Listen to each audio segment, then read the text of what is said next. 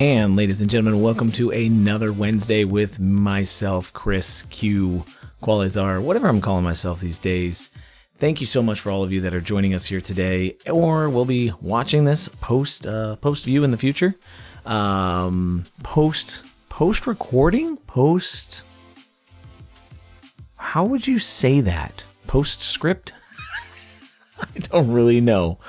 But once again, thank you all of you that do. Thank you for all of you that come out. I appreciate all of you. And just to check in and say that please be sure to check out additional content on this channel or my co-host channel, TheGameHopper. He has a YouTube channel as well and a Twitch account as well. So be sure to check him out too whenever you guys have a great opportunity to do so. And it looks like my Elgato light is just a little bit too bright tonight. A little bit too bright. Let's back that down a tick or two. There we go. I'm enjoying that there. What is going on, Dusty? How you doing tonight, man? Hey, I'm doing good. How are you? Doing good myself. I will get you, let's get our cameras turned on here and get ready to transition into this, right? Yeah. Maybe. Turn on camera. There I am. Have to... So to remember to deactivate when it's not showing. I always uncheck it when it's, yes. when it's not podcast time. Sure, makes sense. Alright, get you up. There's your face. Happy and smiling, as it should be. There's mine, and then I need to get myself up for you, right? You're good, yeah. Uh-oh. Two blue boxes. Come on, blue boxes. There it is. Oh. Oh, yeah? Little pixel. Little pixel. Yeah, it always takes a little bit of a second. Yeah. We've decided that's you. We've decided that's me. Oh, so we're blaming me still. Okay. Yeah. Okay. Yeah. Oh, yeah. I fixed everything on my end now. Oh. It's your internet. Oh, okay. I see. That's the way it works. So are we in it already? Oh yeah. We're live already, man. So I have to start out really fast. It's cold outside, man. It's cold right now. It's cold. I gotta ask you. I had my windows open. Okay. I think Sunday night, Monday night. Was it Tuesday that it was the first cold day? Yeah. Yes. I had my windows open Monday night, and I came down, and I thought I opened my door into like a freezer. It was ridiculous when I came in my office that morning. Your mini fridge just doesn't have to do any work anymore. Everything's keeping cold on its own. I don't need it at 36 right now, but it's still there. So I have to ask. It's cold. Mm-hmm. Are you wearing socks while you're streaming? Yeah, I am with shoes. I always do that. You have shoes on? You wear shoes while you stream? Yeah. Really? Flexible. Well, honestly, you're way more flexible. I think you might be more flexible. There's no way I could get my foot up here right now. It just started when I started doing the jumping jacks and stuff and squats. I did that in my socks one day, and I just about face planted because it's a hardwood floor. Right. So it's a little slippery. So I just throw my sneakers on now when I stream. Gotcha. Okay. Yeah. Weird, right? I was getting ready in here, and I mean, I'll be honest. I've got sweatpants on tonight. I'm not even. I'm comfortable under the desk. I'm doing good, right? On last night. And I was standing here in my bare feet, and I was like, Yeah, right. My ankles are hurting right now. We got to put some socks on, man. We got to. It's not gonna work. It's not gonna happen. It's like 72 degrees in my house, and I'm complaining about it being cold. Yeah, right. You know, it's brisk. I mean, it's 49 outside right now for me. 49, guys. Oof. It's Florida. We're not used to that, man. My kids have heaters on in their bedrooms, and it's 72 degrees in the house. My kids have a heater on in the bedroom. They're freezing. We're spoiled. We're babies, and we're okay with it. Oh my gosh! So other than that, how's your week been? Oh, it's been good, man. Besides the cold, plugging away at stuff, and hopefully finally solved my elusive stream problem today, which. Feel like an idiot. I don't want to talk about it. Yes. No. We can open a little bit about that. Streaming tech tips, guys. The guys that give you streaming tech tips don't hit the right buttons, right? If you're using Streamlabs, it's probably the same for OBS. Right click that icon, click the properties, and just check that you make sure it's always running as administrator, because apparently lots of things can go wrong, and that was it. That was literally the solve, where I'm running back at 720, 60, no hiccups. I can have my preview window open. It's crazy how much of a difference it's made. So to give a little background on that, what happens is that anytime there's a Windows process that comes in play there or tries to open up, it will take priority over like basically everything. So anything on the system that Windows deems as an administrator gets that little bit of extra priority over everything else. So it just puts it in a different order, and so that's probably what was happening. Is every once in a while it would just take that little bit of time, and it would cause hiccup. It'd cause that little hiccup. It'd cause that frame drop or whatever you're seeing, and that's why you wouldn't see it in game either, right? It's just in that process. It wasn't on my end at all. Yeah, it was just in whatever was happening with the transcoding and stuff as far as getting it sent out. Right, exactly. So, thank God, man, because I mean, I still ordered a capture card. We're going to set up a 2-system rig anyways, but I'm happy that I figured out what the problem was. That's good, though. That's good. So, because you're still going to need it. You're still going to need it to some extent. Yeah. How does that... Because the capture card's going to go in, pass through... Yeah, you won't even need it for the capture card. Never mind. You won't even need to run OBS at that point on your if you're doing it locally like that. Yeah, not on this system. Yeah. So, let's see what else. And congratulations are in order. You just completed the primary campaign, like right before we started here tonight. You completed the primary campaign for Godfall. Congratulations, I hear. Yeah, storyline done. Which, I mean, I can see it wasn't like the ending was kind of just like meh, but it was a fun boss fight. Again, the game plays beautifully. It looks good. It's fun. You're not there for the story, in my opinion. I didn't get it for a storyline, so now I can finally test out what the end game's going to be. Yeah, that's what I was going to say. So now you have end game coming. What are we looking at here? Like, what am I going to be watching when you're streaming this game in the future? Yeah, if I am. No, I mean, I'll also play it once in a while. I guess they do a Dreamstone system, which basically it's like a currency you're unlocking to start new like scavenges for past missions, bosses, and things like that. And they string a few of them together where, like, if you fail one of them along the way, you have to start back from the beginning.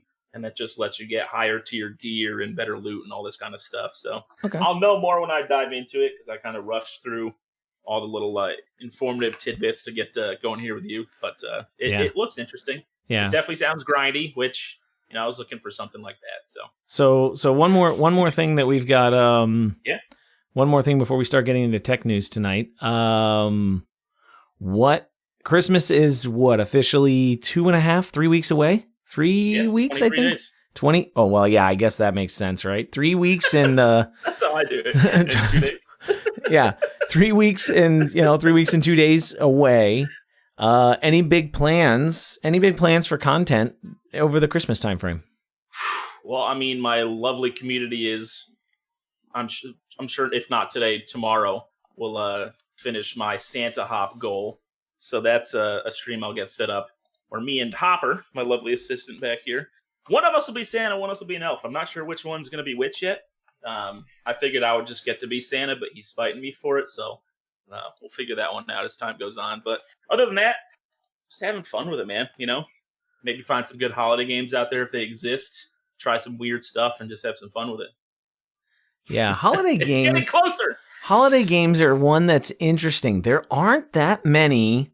There's some out there where you're looking at, I could see Marbles doing festive things. I could see, I could see festive skins for games, but there's no it's not like Halloween, where there's this huge slew of games that come out just for Halloween, where they're very fear factor and scary and jump scares.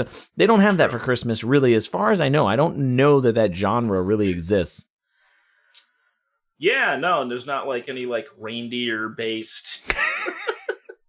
Reindeer VR? VR is a reindeer or something? Yeah. I have played this weird little Santa VR game, which it's the jankiest thing in existence, but it's a good way to kill an hour with somebody's ears. Maybe we'll get some new ones this year. We'll have to peek. I don't know yet. I've contemplated decorating for Christmas. You know, I've got this idea, like decorate for Christmas, put lights around the room, all this other kind of stuff. And then I think about it and I'm like, that's a lot of work just to take it back down. So quick. Yeah. I was like, just to take it down after 3 weeks, I was like, that's a lot of work. Oh my gosh. Change your lights to red and green in the background. Well, I was actually going to do that for tonight, but I totally forgot about the whole green screen effect. And I started the process and half of me disappeared. And I was like, okay, we're not doing that yet. Not yet. It can be in the pipeline. Yeah, but I did I put lights on my house, right? This past weekend, I put lights on my house. Wow. Started doing ahead of the game. Started doing that whole thing. Thanksgiving is behind us, right? Yeah, and we had that wind. We had that wind come through on Monday. Oh, all my lights fell off my house. Really? All of them fell off the house, and I was like I walked outside to go get the mail that day, and I looked down, and they're just all laying on the ground, like in a big line around the house, and I was like, "Now is that really Mother Nature, or is there some shoddy workmanship happening here?" I'm gonna blame Mother Nature. All right, I like it. I mean, I'm pretty particular about hanging my lights up. They're all in a row and they're all clipped on. Every light gets a clip and they're all hung around. But, you know, I mean, maybe some clips were bad. And it only takes one. The worst part about the way those are set up is once one gets pulled, they're all coming down. Like, they're just all coming down. Yeah. It's just happening. That's true. Yeah, it's the blessing and the curse of having them all hooked up. Yeah. You know, it's easy to plug in, but if they come down, they come down. So I'm like, ugh, now I got to do that again. So that might be this Saturday. Right. I don't know. We're going to find out. We'll have to see. I got to celebrate my birthday before I celebrate Christmas. So I don't get too far ahead of myself, you know? Oh. I'm one of those unfortunate Christmas babies. Oh, well, my gosh. Right before. Yeah, what, like the 23rd, 22nd? 20th. So you got 4 days. I mean. Yeah.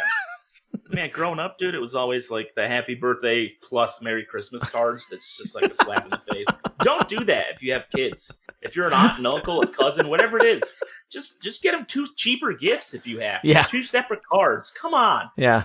It's real sad. And the worst part is when it's combined and it's still the cheap gift.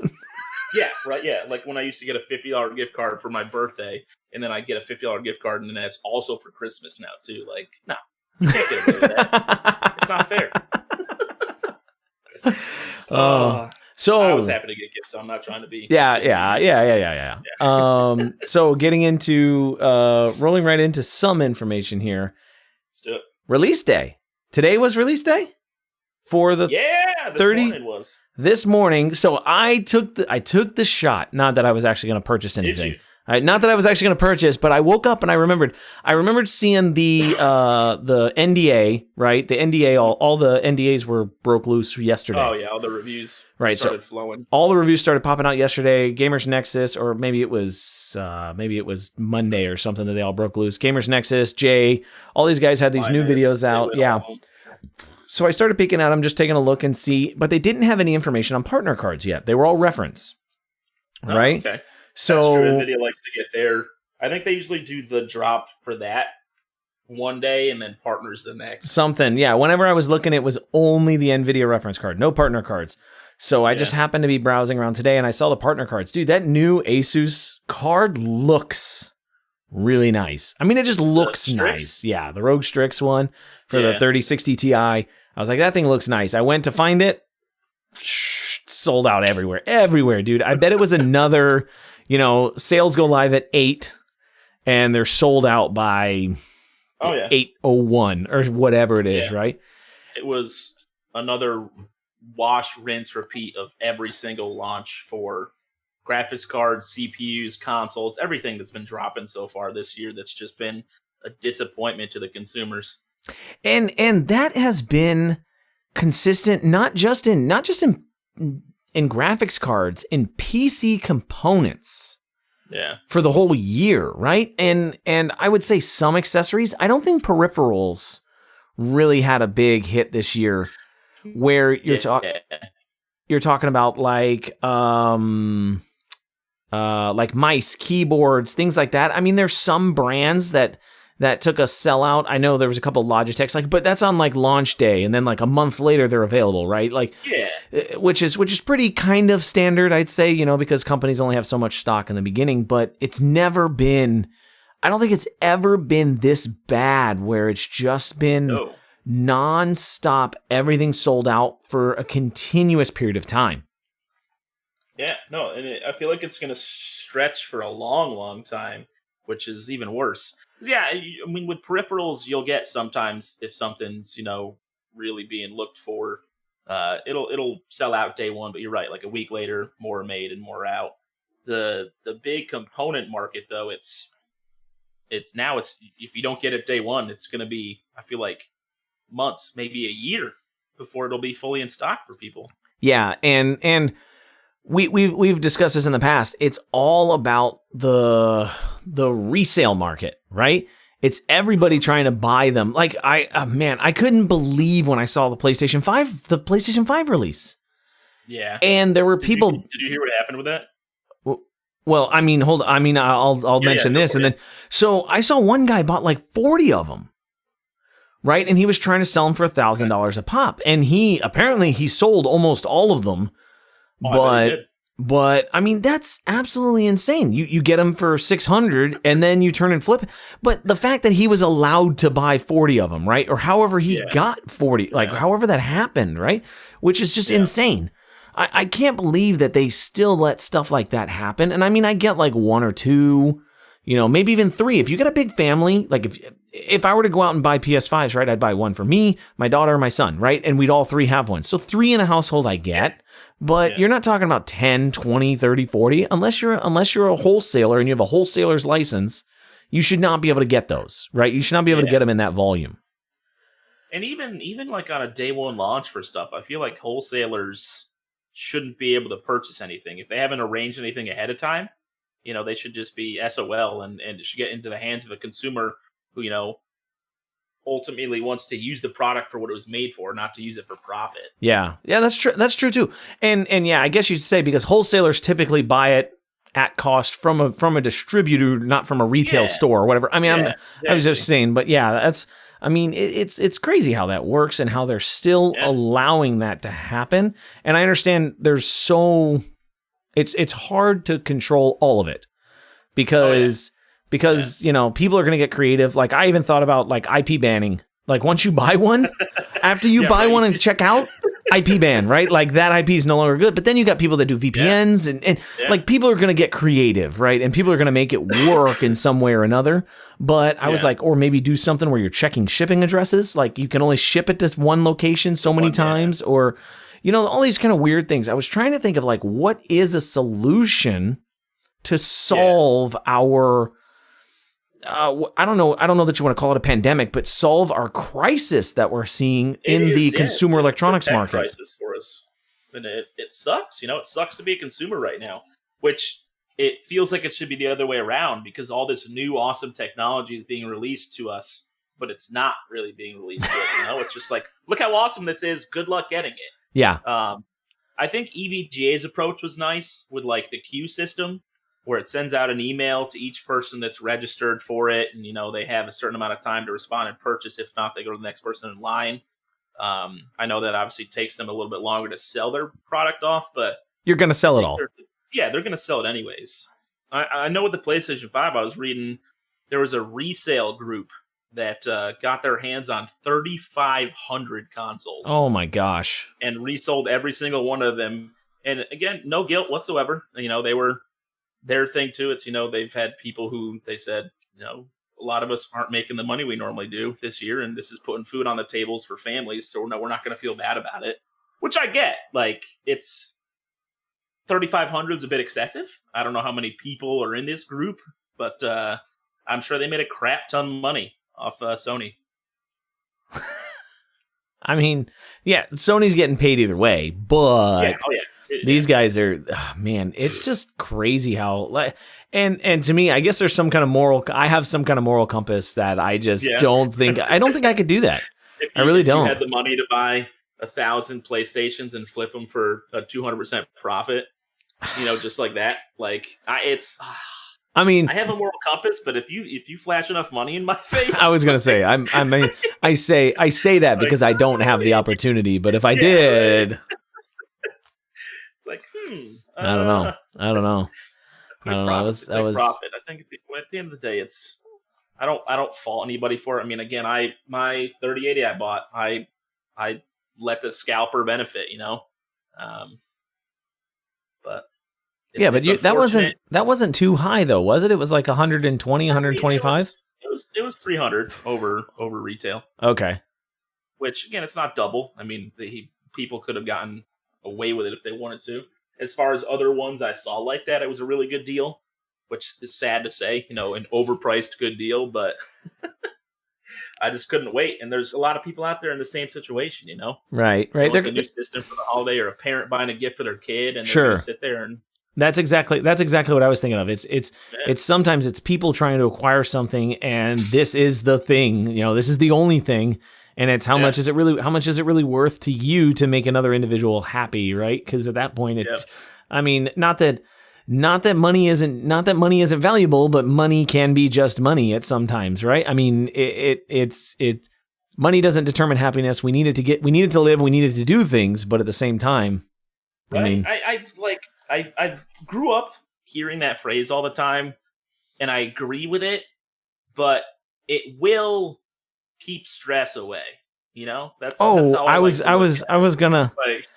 that's always my thing too. I'm like, money doesn't buy happiness, but you do need it to live. Like, you do need it, right? Don't say that you don't need the money. You need something, right? I mean, I could be pretty darn happy if I had a really, really nice wakeboarding boat and I was just chilling out on the lake. I'd be pretty darn happy, right? I mean, there you go, man. A brand new 3500 dually, I'd be pretty darn happy with myself. But yeah, gotta eat. Food costs money, unfortunately. So other than that, I mean, do you have any other? This was kind of, other than the 3060 Ti launch, there was not a big tech news week that I really wrote over or trying to look at. Yeah, again, all you keep reading now, it's just, all the articles I see is where to find a 3080, where to find a PS5, and it's like it's looking for a unicorn right now, it seems like. Yeah. If I didn't have a 3080 myself, I don't know if I'd believe they're real. Still, I couldn't believe on the launch. I still remember on the launch when they had the people buying them and selling them on eBay with the receipt. It's like, I haven't even acquired it yet, but here's my confirmation of ordered, and you got to pay me triple, 2.5 times or whatever it was. I was like, oh my gosh, insane. You're getting snagged up. So a lot of money changed hands. Yeah. So, real quick note for those that are currently watching, we will be taking questions and answers near the end of the podcast today. Be sure to drop them in Discord if you guys have any questions or anything like that, or post them throughout chat during the stream. We will scroll back up and answer anything that we see pop in that catches our interest. Additionally, be sure to check out the post broadcast of this on YouTube, linked to myself and the Game Hopper in the future coming out, and the What the Wednesday on Anchor. Be sure to check it out there. Spotify as well. It will be up and available. I'm trying to throw that little advertising tip in the middle here, like after we're in for about 15 minutes, I guess, 20 minutes. Yeah, right. But I wanted to say something here. So you were around. You were here for my Tuesday, for yesterday. No, Mondays. Mondays. It was Monday. I was there for, I think, like the back half of it. Okay. I did not catch the very beginning. Okay. But, so and this is something that I feel like I'm really drawing into this, and I'm really getting a good feeling about it, and I really am pushing myself to kind of drive this idea or this vision, right? Okay. For viewers and newer content creators, right? Not specifically. Okay, so I had two discussions. Was how to support your favorite creator, right? And the other discussion was, the value of multi-streaming. Right. Gotcha. So the first thing that I want to kind of talk about here is how to support your content creator. Right. And that to me is something that I really feel like because my biggest thing on my discussion on Monday was how rough Twitch has made it for content creators to make money. And after finding out, and the problem is that there's so much money flowing around Twitch. I don't think people notice it. I don't think people notice it because there's so much money, because the content creators are still getting paid traditionally more than other mediums, other platforms, right? The mid-tier, I think the mid-tier content creators and obviously the upper, the mid and upper tier content creators are still making more than those on other platforms are. So I don't think you really notice how much the cut is for Twitch when you really think about it.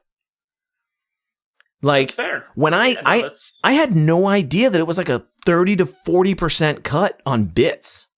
I mean, that's huge.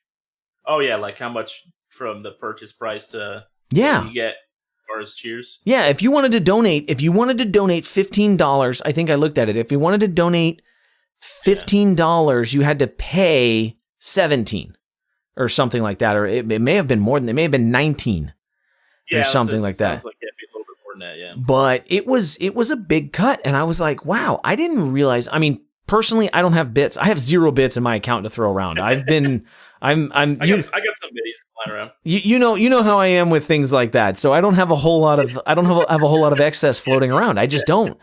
And so when I think about it, and I would love to go in and purchase, right? I would love to go in and purchase bits, but every time I think about it, I'm like, I want to buy $5. I got to buy 7. Oh, that's what it was. It was $5 was 7. $5 worth of bits is $7. Right? So it's an extra $2. I was like, at that point, I would rather just donate $7 through a PayPal account to the individual. Yeah.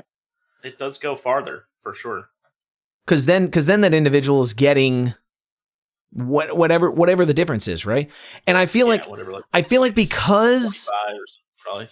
because Twitch has opened it up so much to all these people to be able to get subscriptions and be able to get bits and be able to get all these things, and they've made it so interactive to get revenue proceeds this way, they've made people think that that's the best way to support the content creator, right? Hype trains and things like that, like throw money, get the hype train going, right? Kind of thing like that. And again, it is because it is an opportunity for the content creator to get more money.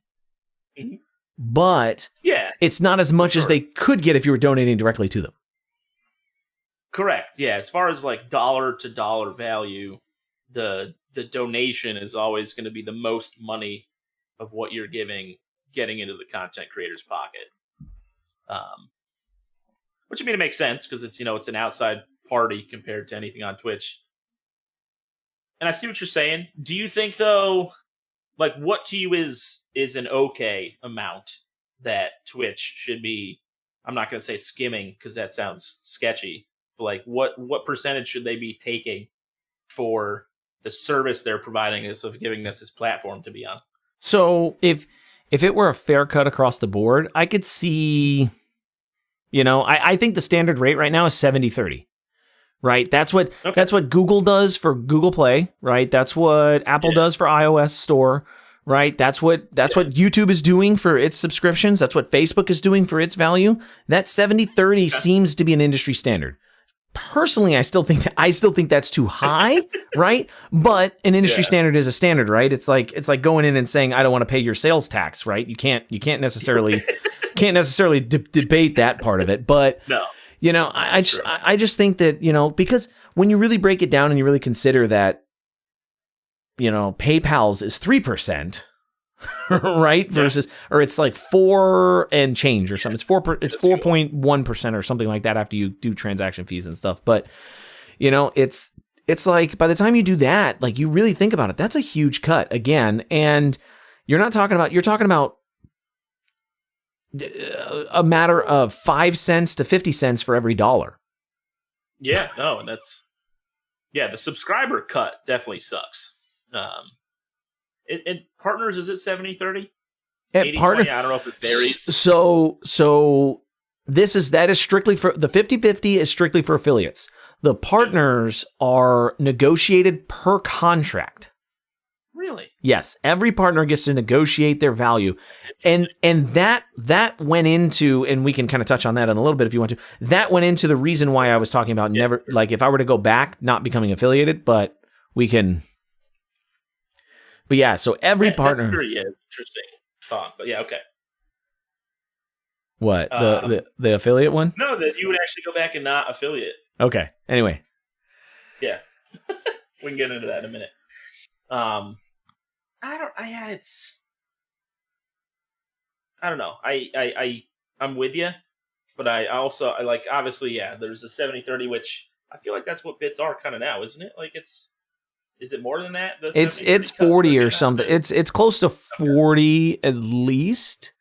It really depends on how high you buy up, right? If you buy $100 worth of bits or whatever, then yeah, it varies, but.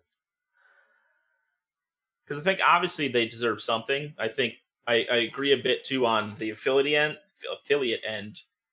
We're not getting as much out of the relationship with Twitch as partners, obviously. But like, we don't get transcoding. We get minuscule ad revenue, I'm sure, compared to what Twitch is actually getting from the ads that we do run. We don't get bounties like partners and stuff get. So there's definitely a lot of things we're not getting for the cut we're giving up. So speaking on ad revenue, were you around for the part of the discussion where I said my ad revenue for the year? No, I was not. So I remember when Twitch made the announcement at TwitchCon, right? Twitch was like, we're releasing ads for affiliates. This will be great. You guys are going to get revenue, blah, blah, blah, blah, blah. And they started pushing this. They're like, yeah, right. It was this big, wave the victory flag or whatever, right? Like, we're doing a great thing for affiliates. We're making them just like partners. We're treating them fair. I got $4 for the entire year on ad revenue. Man, I'm curious to see what mine. $4. Like, just out of curiosity. I mean, I get it to an extent that you're not expecting buku bucks, right? True. But yeah, we're not running them at an insane pace. Like, you have to expect. I forget what the CPM rate for YouTube is, but I think on YouTube it's like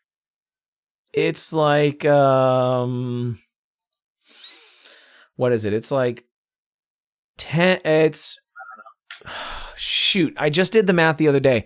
I think it's $2 per 1,000 views or something like that. Okay. And I know that number will vary based on your popularity. And stuff like that. It bases on your.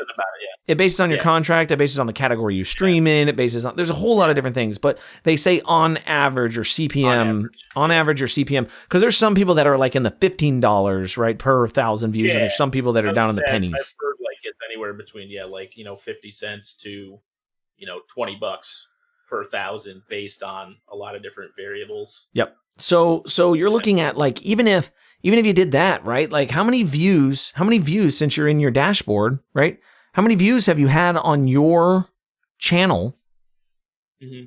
How many views have you had on your channel in the year? And we're going off of just total views. Live unique views or just total? Just total views. Okay. 10,000? 5,000? I have to dive into that one, right? Not viewers, follows, subscriptions. I think I have like 6,500 views for the life of my channel. Gotcha. Right, so that's what I'm thinking about. Like it's something like that. Yeah. Mine. I think I just cracked the 10,000 view mark actually, which I was way to go, guys. 10,000 views, excellent. Yeah. But yeah, even if you go off that metric, is that where you're going with that?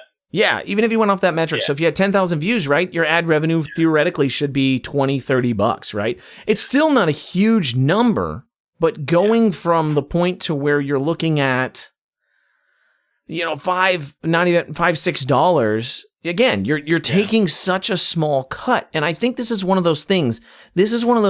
That I think realistically, Twitch is going to have to fix Mm-hmm. Or they're going to have to come to some understanding in the future, because that's where I think they're going to lose going into 2021, 2022, because you're going to start seeing these people, like there's so many people out here that are just streaming to stream, and they're not business people.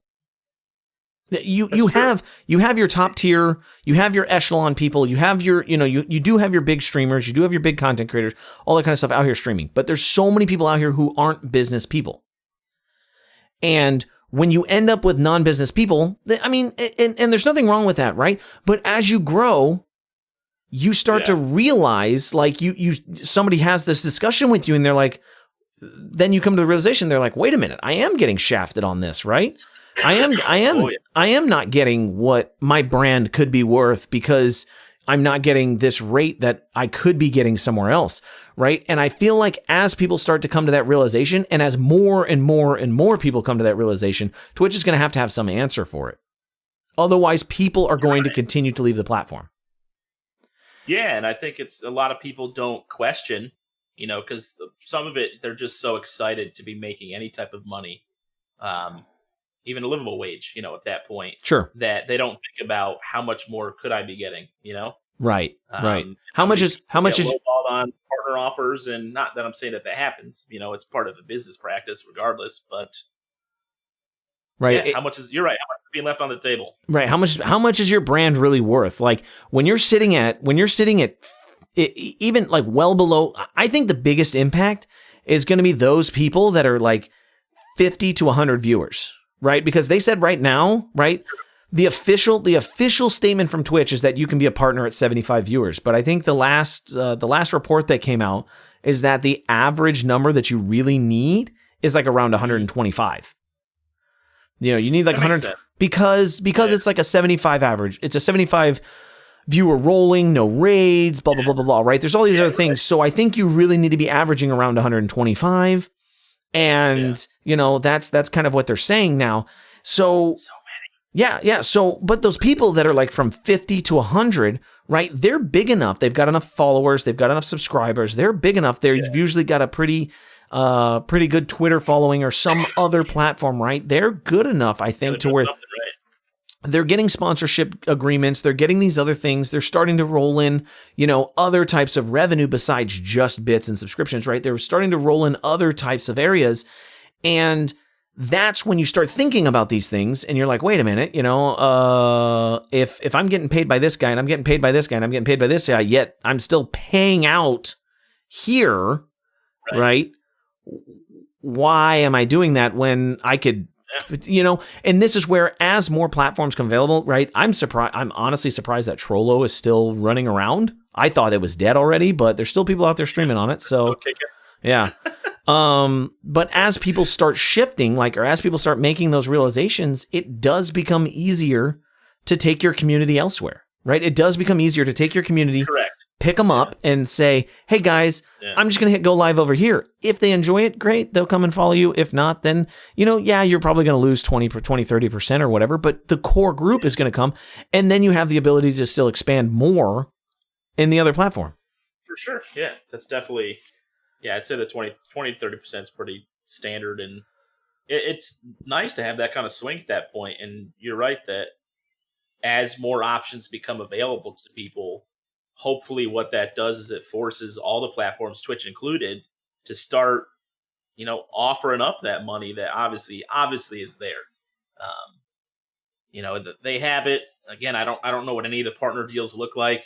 We've heard of some of the numbers and stuff like that. I don't think any of it's made public in any way, shape, or form. So it'd have to be somebody telling us directly what kind of deal they have with Twitch. But I really would be curious to see what they're making, and even just ad revenue for like a partner, for as far as the whole per 1,000. So I think the math on mine turns out to be a little over $1 per 1,000 views for my ad revenue for the year.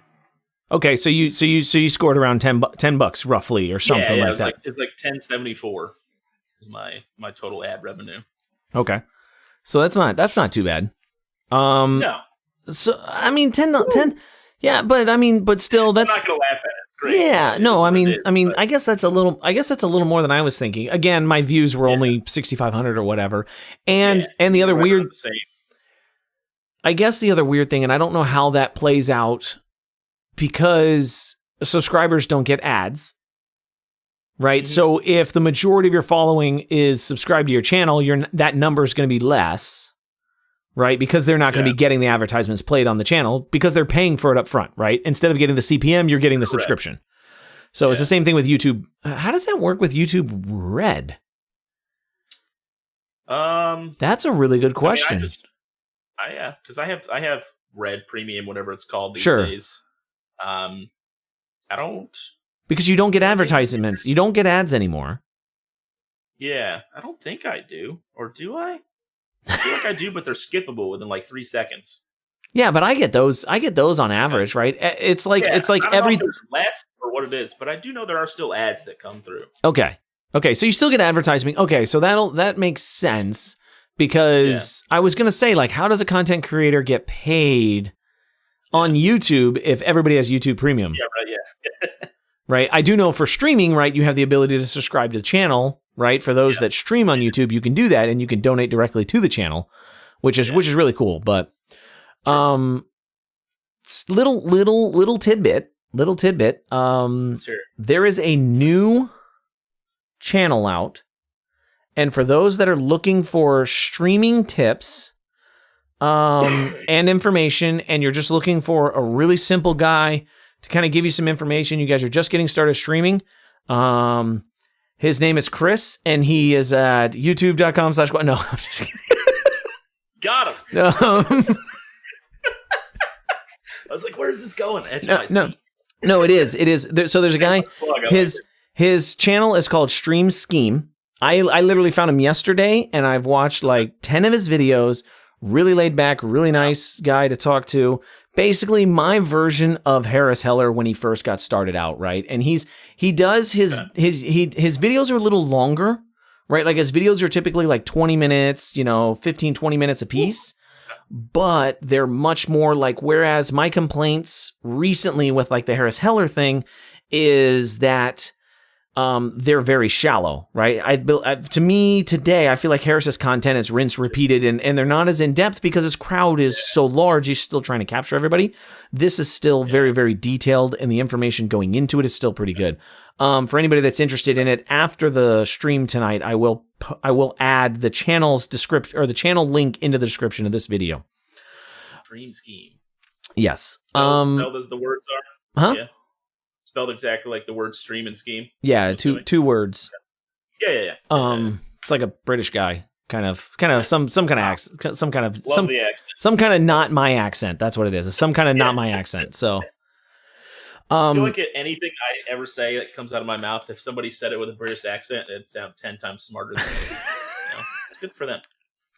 Good for them. So the second part of the discussion, right, was my concept of never going affiliate. Yeah, I'm ready for this one. So you don't see it, or? I agree. I don't really know why. I want to hear your reasoning, because I don't really technically understand. Maybe just tell me. So walk me through it. So here are benefits. Here are benefits of never going affiliate. Okay. Right? You get no ad revenue. Right? Yeah, or you get no advertisements. Okay, yeah, I was just saying that's a benefit. You get no advertisements. There are no ads on your channel. And to me, that alone is one of the biggest factors. Okay. Right? The number of people that leave during a pre-roll ad is supposedly, the numbers show that it's like really, really high.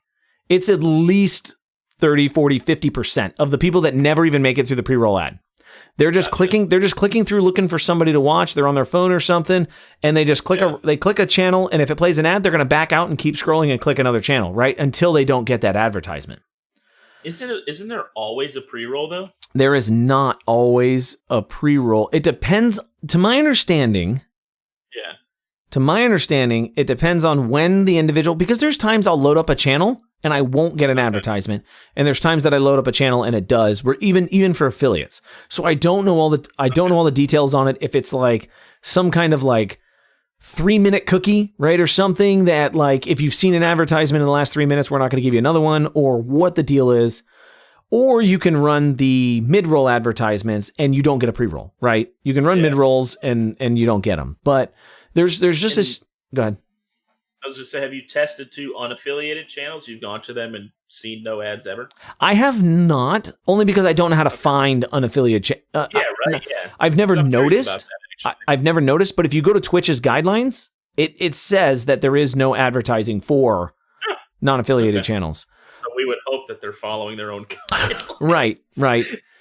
So you have that opportunity, right? You have, and if you start to generate a following, you can still build value out of your brand through donations, through things like Patreon, through other platforms where people can donate to your content and benefit your stream without needing to give Twitch that cut.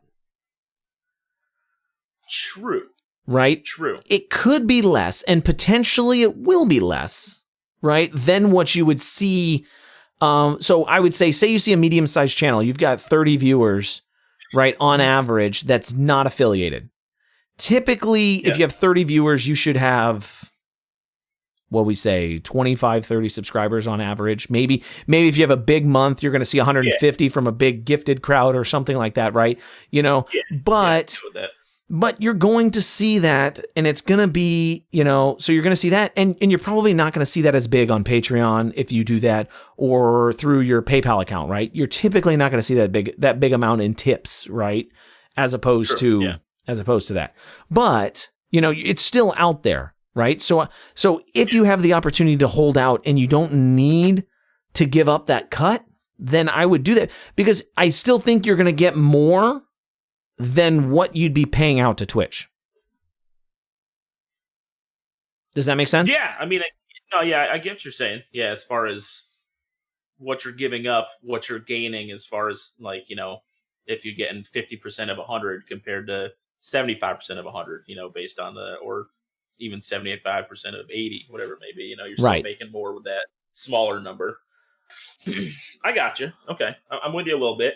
So, and then the next thing there was the exclusivity deal, right? There was the exclusivity agreement where I said, if you were interested in multi-streaming, which I want to touch on that again, because it's pretty interesting, and I want to do something about this.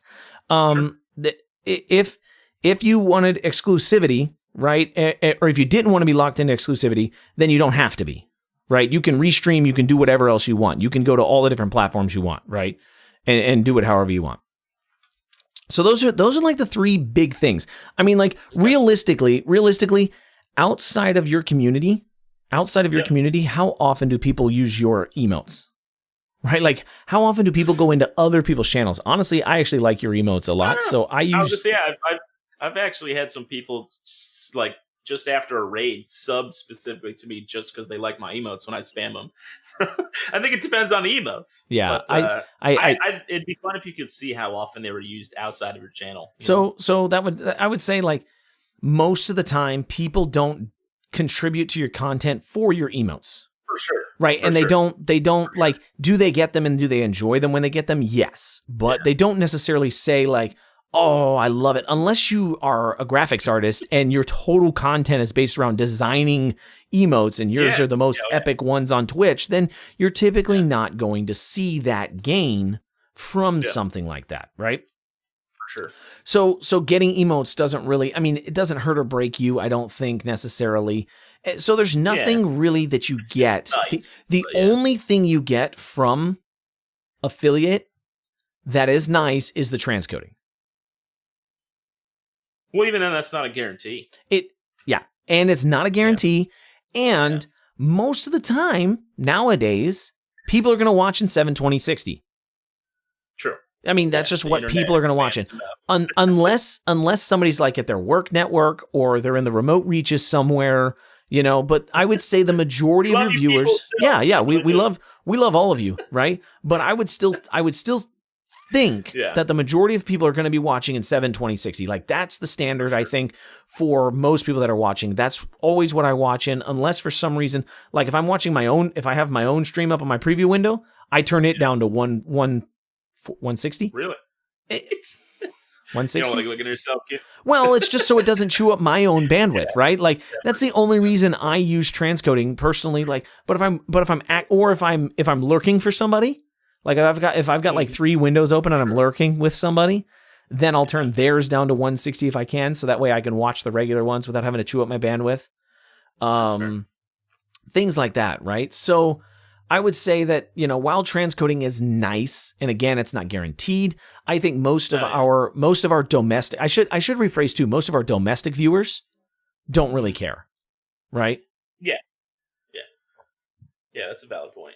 So the only benefit you're getting, the only real benefit you're getting by being an affiliate is bits and subs.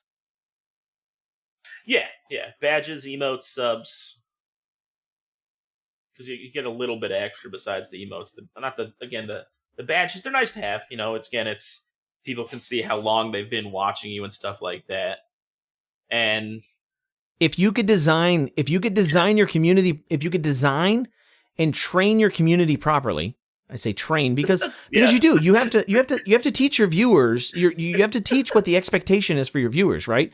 I don't mean that in a mean way, but your viewers have to understand what the expectation is. You're setting a tone, right? So if you teach and train your viewers to understand that while I don't have sub badges, I've got this really cool feature over here in Discord if you're a Patreon member. Yeah. Right? I feel like, you have to be very active on the stuff outside of your Twitch. Right. You have to find ways to make up for it, right? Having a Patreon. So if people are subscribing to you because they want like pre-releases, like you can set up a $5 contribution to Patreon, right? Gets you a pre-release to the YouTube content. Like you get YouTube videos a week in advance or something like that, right? So then you have a Discord, then you have a Discord channel for all your Patreon subscribers, and then inside the Discord channel they get an early release of the video or something like that, right? Like you publish the video just for your Patreon people, and they go and watch it there versus having to wait a week later for it to come out regularly. Yeah. There's things like that where you can kind of make benefits and make the other tools work towards your benefit. That's very true. I can see that. Yeah, like because if you Twitch has tier 1, tier 2, tier 3. It'd be very easy to go over to a Patreon, do the same type of thing, and you have the opportunity on that page to say what they're getting at the said specific level. With Twitch, there's nothing in that subscriber window when you click on it that shows like this is your added bonus besides an emote. Sure. Right? Even here, like, I mean, you can create stuff in the Discord to say like, you can create some information and you could put it in your panels and you could do things like that to where like, if they're subscribed to tier 2, they automatically get a special channel in the Discord where they can do something, right? Yeah. But it's a matter of managing it. And I'm saying Discord, whatever it may be. Sure. And that's what I was saying. But I feel like you can do all those same features outside of the need for giving that to Twitch. Correct. Yeah, and then you do that on Patreon and you're not sacrificing the, in our case, 50%, I do believe from a tier 3 you'd actually get 20. I don't know what Patreon's cut is. I want to say Are you Googling? I am Googling. It's like 5%. So it's 5% plus processing fees. So it's you're right. Yeah, 10% of the revenues to the platform. Yeah. 5 so that's platform, 5 processing payment. So that's better than 50. Yeah, exactly. So that's and again, that's a much more reasonable number. Yeah, your $25 tier 3 sub would get $22.50 into the content creator's pocket instead of $12.50. Exactly. That's a huge difference. It's exactly. That is a substantially huge difference. And then I believe actually it's much easier to manage your subscriber lists, and it's much easier to export them and control them, because one of the biggest things I always wanted to do one of the things I always wanted to do was have an opportunity to create a credits roll at the end of my YouTube content and say thanks for all of my my subscribers or my contributors, right? Here's all my Patreon people. Thank you so much, and put their names in the credits, and they get to roll, and things like that. I think are where tools like that make up for not having your affiliate status. Yeah, it's the thing for me that makes it difficult. It would be just pushing the people there. And again, I'm not saying bad things about people here, but it's very easy to direct somebody to something that's on the screen right there in front of them. Like, hey, if you enjoy my content, click the subscribe button right there, compared to head on over to patreon.com or click the link below or whatever it may be, and then pick a category, things like that. If you could get a good turnover rate on it, it'd be fantastic. Yeah. I'd be weary starting out, I feel like, going that path. Do you think that though we say that because the subscribe button's available to us? And if it wasn't ever available, like because we have the option to say, because it's there. Yep. Because we have the option to say subscribe or click the link, obviously subscribe is easier. Right? Yeah. But if it never existed and we had to find other solutions, we would obviously work a lot harder at pushing them. Yeah. I agree. I'd be curious. I don't know if I would have the same amount. Like, obviously, they don't get their name flashing up on the screen. You'd have to figure out another way to. I'm sure, again, you could third party your way into something to pop up somehow. Yeah, it's not outside the realm of possibility. It's just obviously a lot harder. But, I wonder if widgets are already designed to interact with services like that. Like if Stream Elements or Streamlabs have Patreon widgets, to where when somebody subscribes to your channel, it makes an alert, right? And then you can just add it as a browser source or something like that, right? If there's some significance to that, there might already be something like that exists, and we just don't use it because we don't use it, right? Yeah, no, you're not wrong. But no, I mean, I like the idea. For me, really, it's just the seeing Patreon pages and stuff like that. I like having an option to give different levels and offer different things where, again, Twitch has their set tiers, their set prices, and it's not necessarily given a lot. Where, with Patreon, you could have like the first level be, a $1 subscription. Sure. $1 tier one. $2 gets you a badge in my Discord. Yeah. $2 gets your name in the credits or something like that, right? Yeah. And that's what it is. Contributors at certain levels. Here you go. Here's your name in the credits, right? Kind of thing like that. I think that's, I mean, honestly, and I've been thinking about this for about a month now, right? I've been thinking about this for about a month now, and it's been something that's been running through my brain. And I said on Monday, I watched another video from Devin Nash, and Devin was kind of going on and on about the exclusivity to Twitch and valuing your brand. And he kind of said the exact same thing, like, don't ever get affiliated. And I was like, and listening to his conversation, just like, it was like, man, this has been in my brain for, at least a month now, probably longer than that. And I watched this video and I was like, wow, this is something that, I've kind of thought about. And not that, again, at this stage of the game, we're not canceling our things, but in the future, you're probably going to see me push Patreon more and push other services more to try to get interactivity over there. Yeah, no, and I think, man, you might have changed my mind. I think what I like the most out of that kind of opportunity, actually, thinking about it just quickly right now, is that it gives people who can't necessarily afford a lot to still contribute and get something back for it. Sure. Because you get those great people who come in and, they throw you 50 bits, they throw you $1 donation, whatever it may be here and there. And, they get their little shout out at the given time, and, they move on. Bigger channels, obviously they scoff at anything at that level. They're not going to recognize anybody probably for giving 50 bits. Some might. I'm not saying everybody does, but, it'd be nice, with a Patreon, you can say, here's $1 tier. It's, whatever you can give. This is awesome. We love the support, and we still have the ability to give them something, be it a Discord or a shout out on a YouTube video, whatever it may be.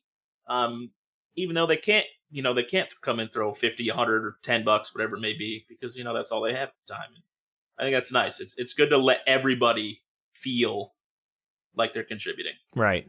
I agree for So. sure. So Well done. what? All right. Hey, my mom always said I should be a lawyer. I see your side. Yeah, it's yeah. And again, I think too that's something that Twitch could do to fight that is there just needs to be a mid tier. There needs to be something else we can push for other than partner. Either that or give more flexibility for the creator to value his own brand. If Twitch wants to take the cut, like even if Twitch wants to come in and say, I want my cut to be 40%, right? The going rate's 30, but I've got the best platform. I've got the most viewers. I've got the most. I want 40, but I'm going to give you the ability to value your tiers. Yeah. Right? Like you want to have 5 tiers, go for it. And here you go. Yeah. Right? Give us a little more flexibility to define how we want our communities to be involved and interact with our content. And that's where I think Twitch could really break the mold. And then they would start taking that value away from Patreon. Yeah. Yeah. No, 100%. It's because again, with me and you, I know we both love the community aspect of what we're trying to grow and things like that. And any way that we can create more of a relationship between us and our community, it's 2 big thumbs up from us. And it does seem like we do kind of get handcuffed with what Twitch offers. I would love to take my tier 1 and make it like $2, $3, right? I think if you do that, I'd go $1 tier 1 in a heartbeat. Yeah, I mean, just to have it out there, and because again, emotes are great. Like, what does it cost? Like, once the emotes are loaded, what does it cost Twitch to host those emotes? Oh, I know. Yeah, I don't understand why we can't have 10.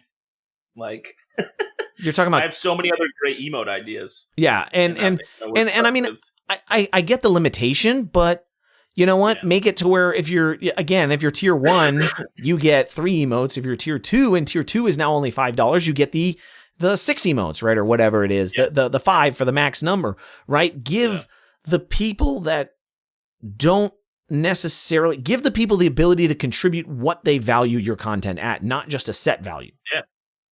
Yeah, and the $25 tier is just not 2 extra emotes. That to me, you really. So honestly, you really have to value the tier 2 and tier 3 were designed for the upper tier people. Like, let's be honest. And I feel like if you can really drive people to understand that if you donate, but again, I wouldn't want somebody to throw away $12. No, yeah, like that's. Yeah, I agree with you at this point where we are now. I wouldn't ask anybody to tier 3 sub. You're not going to get the value out of it.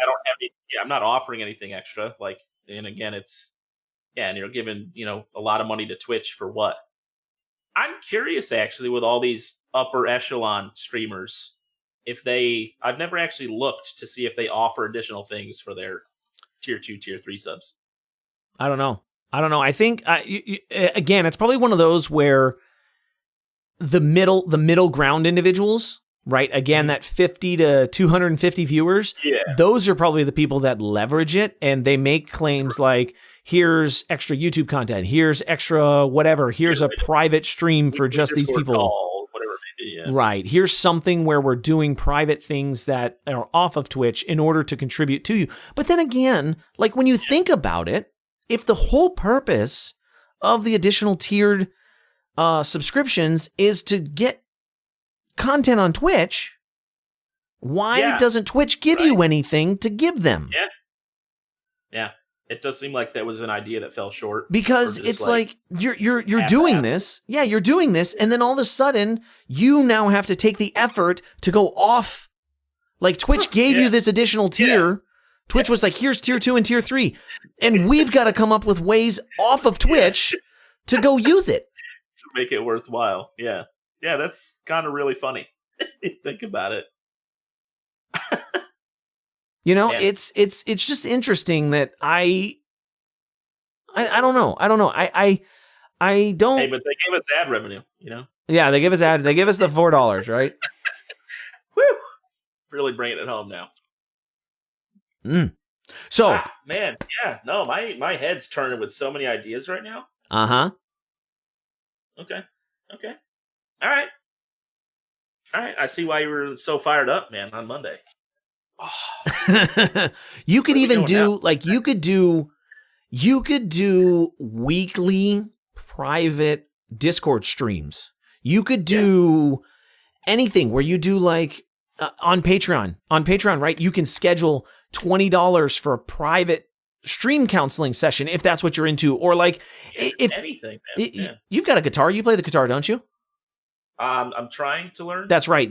You're trying to learn. Yeah. But I was going to say, like if you're a musician, let's do a private jam session together, or something, right? Like let's do something that like you donate $20 and I'll play with you for 3 hours or something like that. We'll just jam out and have fun. We'll play video games with you. I'll dedicate, $10 and I'll schedule a day to play for whatever, with you for what. I mean, like, that's a cool thing with Patreon is where you can actually take something, book time, and actually use that as leverage. And those people then hold you accountable to it, right? Like, that's like, hey, right. You better be here to do this because this has been paid for. Yeah. Don't make us kick you off the platform, because they will. I know Patreon's done that plenty of times with people who, try to scam money out of fans or things like that. So. Yeah. No, you're right, man. As far as a connection between a creator and their community, I really feel like Twitch on the surface tries to make it seem like that's their main concern, but there's so many other platforms like Patreon and things out there that are actually delivering on that promise. Right. And there's a competitor to I would say there's a competitor to Patreon, but I'm going to go into OnlyFans. But OnlyFans has turned into something that I do not recommend anybody go browsing for any unknown reason. Oh, yeah. It's definitely turned into more adult nature stuff, which wasn't its intention. I don't know. It might have been, but no, it's actually huge. Apparently, it's huge in the I don't know what you would call that, like the personal trainer area, where like personal trainers, you subscribe to their content and personal trainers will do like videos for you and things like that. Apparently it's huge in that market too. Cool. Yeah. And again, it's customizable to whatever type of content you want to produce. Yeah, but I feel like nowadays if you put that link out there, everybody just assumes. Oh yeah. At least OnlyFans. At least in streamer culture. Culture, right? Yeah. And let's be real. I mean, it's also what takes up like 80% of the internet. So, we all know what we're talking about when we say those things. Don't look at it unless you're over 18, guys. Yeah. Thank you. So the last, I only have one more thing to cover. If you've got anything else, No, I mean, my brain is just going so many places right now. You've swayed me, man. I'm like rethinking my whole world right now. Your strategy. So the last thing I want to say is it's going on to that. No. Finishing out the affiliate discussion, right? The reason, the ultimate reason I think not going affiliate is because when you come to the table, and I mentioned this before, when you come to the table, say you get those, you're doing amazing and you're not an affiliate. You've got 150 average viewers. You're doing really good. And now Twitch is coming to you and they're like, hey. When are you going for partner? When are you going for partner? When are you going for partner? Because they realize that now you've made it and now you're earning revenue outside of their platform and they're not making any money off of you. They want to put their hands in your cookie jar. Right. They're not making any money off of you. And it gives you that much more leverage going into a contract negotiation and saying, hey, you guys want it. You're going to have to pay me for it, right? At this point, you're not already locked in and you're not so used to getting subs and bits and all these other things that you just you're like, nope, I've turned that off. I'm away from it. I don't want it, right? Yeah. That's not a part of my revenue stream. And then when Twitch comes and says, hey, we want to get some of it, we want to get in on some of this. We need some more, right? We want to be involved with your content. We think you're great for a partner status. And then you're like, okay, I want 80-20 or whatever, right? Like you really go into a negotiation with them and you really make them work for it at that point, right? Because you're already making your money. Yeah. You don't care. You're right. No, yeah. And I think as far as those people who have achieved partner status, I would safely make the assumption that the ones who were just doing a great job and Twitch reached out to them compared to the ones who, they just hit the 75 and they're applying this week, get denied, apply this week, get denied, apply this week, get denied. It probably feels a lot better to be the person that Twitch approaches than the person who gets turned down 5 times and then finally gets it the 6th try. Right. Right. It's just a lot more vindicating for somebody to come to you and say that, this is what we want. You have it and we're willing to pay for it. Right. Right. That's exactly right. Because I wouldn't know. I wouldn't know if there even exists. There probably is. There probably is. I would love to see if we could find a metric for unaffiliated channels that are over the metrics to be a partner. I wonder if there's a way to search that. Probably some way, somehow. I was thinking maybe I'm going to do it. I'm going to do peek yourself. I'm going to do it, and I'm going to go into I'll go into Sully Gnome, and I'll go to Twitch Tracker, and I'll go to a couple of these other scraping sites and see if I can't find a list of metrics of channels that are close to partner or over the partner metric and aren't affiliated or partnered, and just see how many of them are out there. Right? Because I think that would be a very, very interesting, and maybe even check them out, honestly, like check them out and see what they're doing. Like what's their content, right? Yeah. I'll plan to do that before we discuss next week, and we can follow up next week about it. Yeah. Cause for sure there's no, like, as far as what Twitch does for you, there's no, like, you don't get priority in the lists as far as people looking for people to watch or anything like that as an affiliate. So like, you're not getting any additional, advertisements or anything like that. Okay, so no additional exposures. What I was trying to say. I've got two more things. Apparently. So first one. Time. First one. Hit me with it. Harris Heller has a clip. Ooh, recent clip. Okay. I want to say maybe within the past 2 weeks. And somebody strictly asked the question, can you grow restreaming content? Ooh. And he bluntly, no, there is no evidence that anybody has ever grown restreaming, and I'm totally against it. Okay? He's totally against it. He's totally against it. Okay. Yeah, Harris is totally against restreaming. So Harris, a well-known, recognized name in the current, in growing content creators, right? On Twitch, he's a recognized name. Sure. Yep. Harris Heller, Alpha Gaming. Right. Somebody knows one of those. Devin Nash, who is a long-standing business individual, owned several gaming teams, right? Been around the gaming industry for a long time, professional player himself. Involved. Yeah, he's done all kinds of things, and now he's, basically, he does talent management or talent agent or something like that right now for content creators and still gaming industry and stuff like that. Yep. He has the exact opposite opinion. Those two have had some polarizing opinions. Completely opposite. He thinks, and again, I watched that video, and in that same video, he was talking about the restreaming content and the ability to stop being exclusive. He doesn't understand why everybody jumps at the first opportunity to be exclusive, because all you're doing is selling yourself short because you haven't even defined your own value yet, right? And he kind of goes into this whole thing, and he talks about how restreaming is the equivalent of exposure, right? And as somebody who doesn't exist, the more exposure is better. Yes, you're not defined. You're molding yourself. You're doing all kinds of different things.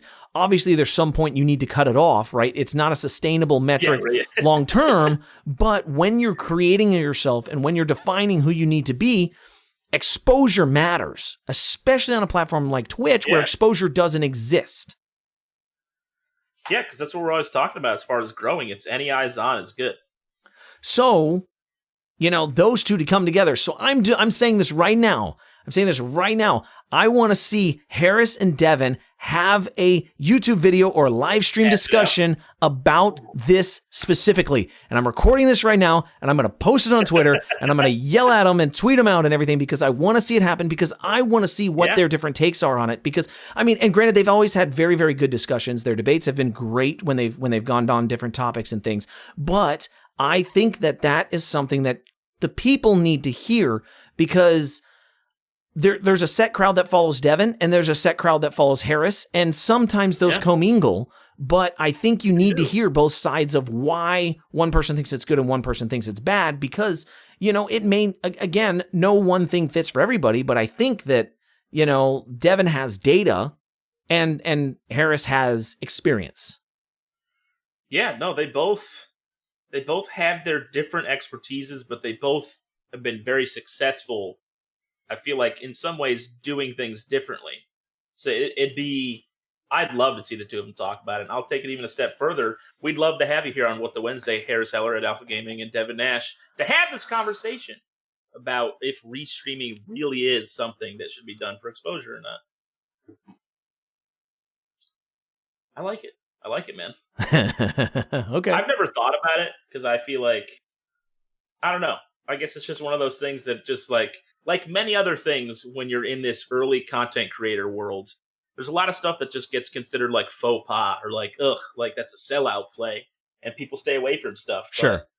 We always say like any eyes on is good. So why aren't we doing every sellout possible move to get eyes on us? So here in our defense, I believe that at the time when we started, and again, before we signed our exclusive agreements, I believe that YouTube was laughable and Facebook gaming was laughable, and like Trollo didn't exist. There's been like 3 other platforms that have come and gone in the amount of time that we have been streaming, and it hasn't even been that long, right? Yeah, so the death of Mixer. The death of Mixer, right, as well, right? There's been so many things that have happened that I feel like it just has the design of what a entry-level content creator should be is totally different than what it was in 2019. 2018. Oh, yeah. Right? Way more in 2018, right? Yeah. And even, 2018 is leaps and bounds of what it was compared to those who had the real great head start doing this, 2012 and things like that. Right. So it's I feel like changing at an even more rapid pace now. So I feel like that faux pas exists, right? But I don't know that there's any claims to say that it's necessarily bad, right? Like I don't think there's anything that's necessarily saying like this is nobody. No, Get there. You got it. I don't think anybody has gone through the study to say here's one channel, right? But it's too hard to do. If 2 people had the exact same content, and you had a metric where he was multi-streaming and not multi-streaming at the same time. Maybe that would be a way to do that, is if he was multi-streaming and not multi-streaming at the same time, and you could maybe never let the people that watch him on Twitch know that he's streaming to YouTube and Facebook. Right? Somehow, right? Yeah, I don't know how you would do that, but if he just never announced that he was multi-streaming, could you wager to say that he would grow faster as a total network of followers and viewers versus just being on Twitch? Right? That's where it gets into play. One heck of a study. Yeah. I don't know how you would do it. I don't know how you would do it, but it's kind of one of those things that how do you make that happen? But that's what I'm kind of getting at, right? Like that would be the thing that I would love to see. Yeah. No, yeah, I would like to see that too, because I do have different opinions on the different platforms as far as growth potential. I personally think probably like YouTube and Facebook will go in as far as getting going. I think like Facebook, then YouTube, then Twitch. As far as getting yourself to, let's say, like an average 10 to 15, I feel like you could do it faster on Facebook than on YouTube and then on Twitch. Twitch would be the last one just because discoverability on Twitch is hard. Sure. But the plateaus then also there's a lot more people, so you're going to get a much bigger audience on Twitch, and then YouTube second, and then Facebook third. I don't even think the plateau is there, because I still think so. Here's my problem with Facebook gaming. I still think Facebook gaming is padding their numbers. Okay. I still think Facebook gaming is faking their numbers somehow. I don't know what the deal is, and I don't think it's a great because there's people out there with like 1,000 viewers. There's 1,000 viewers and nobody's chatting, nobody's doing nothing, right? And I'm like this is being rebroadcast in an app somewhere or something like that, right? Like there's something about this that's not necessarily active viewers, right? Which is okay because they can pad those numbers on somebody's browser page that they're on. Yeah, and top right, and it counts it as an active viewer. Yeah, something whatever, right? But I'm just saying, like, you have people like that, right? So I don't necessarily think Facebook is the best for but again, if you can always get people to talk to you and then again redirect them to your Discord, and then eventually they find out that you stream on Twitch and then they come check you out there, right? Like it's just to me, those platforms are just for the opportunity of exposure. That's it. Yeah. I wouldn't use them for anything else. Oh yeah, no, for sure. Yeah, and that's what I was kind of saying with as far as trying to start out somewhere to like herd people towards something else. Right. I think you can get a little bit of a better kickstart that way than and I almost wonder if it looks better. So here's the I mean, I'm sure there's something in there. I'm sure there's something in there that says it, but I mean, sponsors, like I was thinking, like if you have 1,000 viewers on Facebook gaming, but you've only got 25 on Twitch, how does that impact your your standing for a sponsor, right? Like, well, I'm sure for them, I think sponsorships, it's just going to be outreach in general. I don't think they necessarily care where, Right. But if they know, like if they have some understanding, have a weighted metric set up, right. There's got to be something in there that says like viewers on Twitch typically spend more, or they're more clickable, or whatever it is, right? Or YouTube or whatever it is, right? Like I'm not saying any one metric, or maybe Facebook gets the most ad revenue. I have no idea. Maybe Facebook hits the most ad targets. Yeah. Because again, the most people are seeing it. I have no idea. Yeah. And then I guess to what kind of content you're doing, like maybe somebody doing like a fashion or cooking thing could be more successful on a Facebook or YouTube as far as, outreach and getting a sponsor compared to Twitch, because Twitch still is primarily gaming, just chatting, things like that. Right. So, yeah, I'm sure there's some wild numbers out there that people come up with to value your content, when you're reaching out for sponsorships. And I hope someday to figure out what that is. Devin Nash has another really good video that he explains. I'll have to find it and I'll send it to you. But he was sitting at a negotiation table for a streamer, and he said they were paying him, and the problem is they were offering to pay him, like not including revenue generated, right? They were like offering to pay him like $10,000 a month or something like that, right? Yeah. And he said that after the numbers were done, like his brand value, right, was like $85,000 a month, right? Like they were able to make so much more money off of him, and he never negotiated it because they just threw a number like $10,000 a month, and it was more money a month than he'd seen in his life so far, right? For sure, yeah. He said it was like some 20-year-old kid, and then he signed a 5-year contract at that rate, and he's like, yeah, I'm living life, and it's not bad. That's $120,000 a year. No, it's nothing to scoff at, but But if you're worth $85,000 a month and you don't have somebody go in there and negotiate with you, like, I have. That'd keep you up at night if you found that out 5 years later. I could have made how much more? Yeah, I can't imagine that guy watching that YouTube video and then just sitting in a corner crying. Oh yeah. Luckily he doesn't name the individual, but I mean, of course not, but obviously. Yeah. But it's one of those weird things that like you don't know what the value of your content is unless you go with somebody from the industry, that has that experience and expertise to say, no, this is what we're going to do, right? Like almost take a lawyer with you to the table, right? Or whatever, whoever, right? Like have somebody pay somebody $1,000 to negotiate your $100,000 contract, right? Like, I mean, just do it. Yeah. And then even a little side note on that as well. It's if you're in the midst of a rapid growth boom as well, you not only do you not know what the value of your content currently is, but you don't know what the value of your content is going to be. Right. So never, ever, ever, please sign something that's for some extended period without some sort of clause where you can renegotiate along the way. Right. Because again, you're selling yourself short in that scenario too. Yep.